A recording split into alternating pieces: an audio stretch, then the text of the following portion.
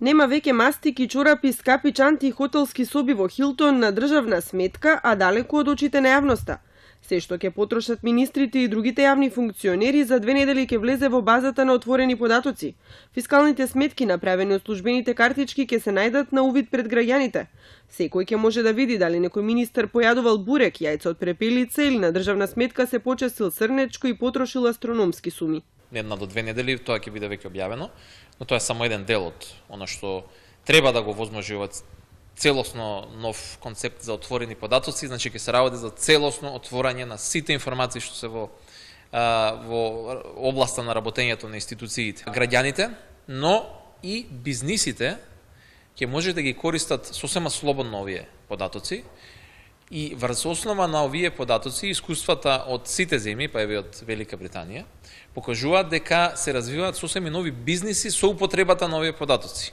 Вратите ќе мора да ги отворат и локалните власти, а дел од информациите кои сега за да ги добиете треба да го отворите паричникот, најверојатно ќе станат бесплатни. Дел од податоците во минатото беа не само затворени, туку беа предмет на финансиски трошок на граѓаните. Например, доколку сакаат да добијат податоци граѓаните од катастар или од централен регистар, или пак од службен висник, треба да платат за тој податок.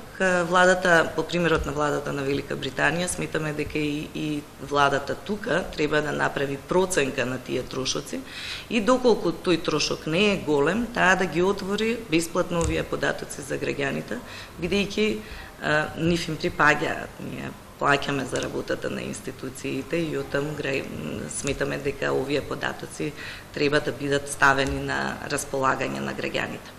Новата база на податоци ќе се прави потеркот на британската. Таму информациите ги акцентирали улиците со најмногу криминал. Со тоа се кренал алармот кај полицијата, а се намалиле цените на становите. Овој проект се покажал како ефективен и во јавното здравство и во образованието. Во болниците за дури 80% се намалиле интрахоспиталните инфекции. Проектот ќе ја подпомогне економската активност, ќе овозможни бизнис иновации и вработување. Во однос пак на образованието, податоците покажале дека 2 училишта со ист буџет и капацитет имаат различни резултати. Например, родителите се прашувале зошто и покрај толку многу наставници, сепак 32 деца се во една паралелка. Следен чекор е изработка на национална стратегија за отворени податоци. Нов портал кој ќе се базира на најдобрите светски пракси, бидејќи старата владина веб страница, чии податоци се заглавени во 2014-та, има технички проблеми кои според министерот Манчевски е невозможно да се отстранат.